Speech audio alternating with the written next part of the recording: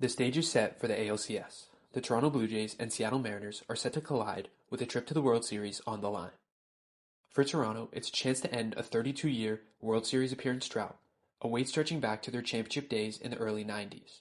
For Seattle, they are still chasing their first ever World Series berth as the only franchise yet to make the Fall Classic. These two clubs have only met in the postseason just once before.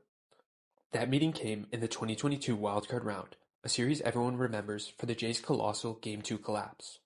Toronto blew an 8-1 lead in that game en route to a 2-0 series sweep for the Mariners. But the narrative shifts to 2025 as the Jays look to avenge that heartbreaking loss and continue their improbable 2025 turnaround. Toronto went 4-2 this season against the Mariners, including a 3-game sweep at T-Mobile Park in their last meeting back in May.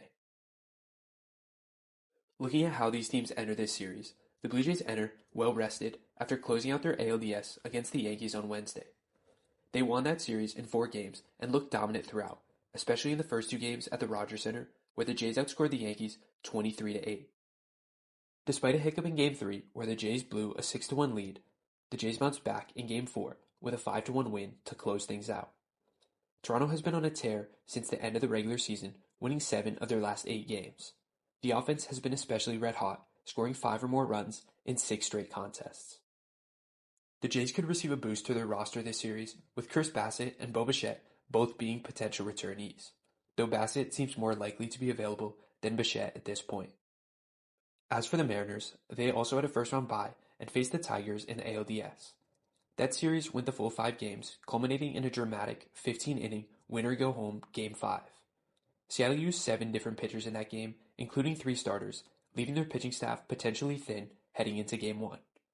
That's something the Jays will need to capitalize on early. Mariners ace Brian Wu, who missed the ALDS with a pectoral injury, is expected to be on their roster for the ALCS.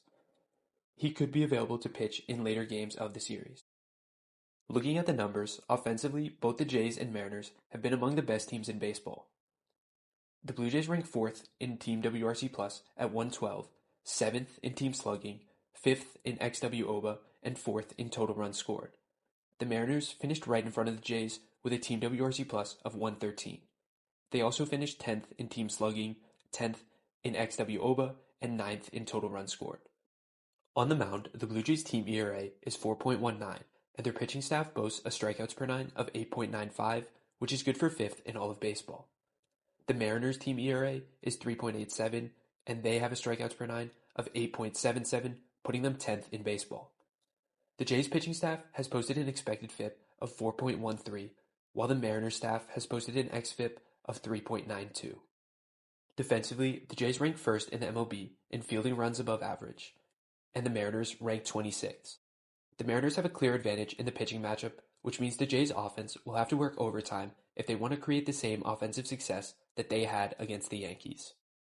The 2 players to keep an eye on in this series are George Springer and Cal Raleigh. George Springer is coming off one of the best seasons of his career, posting a 166 WRC plus and hitting 32 home runs. A former World Series MVP, Springer has long been regarded as one of the most clutch postseason performers in baseball history. His career postseason numbers back it up, as he owns a 133 WRC plus in the playoffs and has hit 20 home runs, ranking 5th all-time in postseason long balls. However, Springer had a quiet ALDS against the Yankees, managing just an 89 WRC plus. If the Blue Jays are going to advance, they'll need Springer to return to his regular season form and channel the version of himself from his Astros days that was one of the best hitters in October.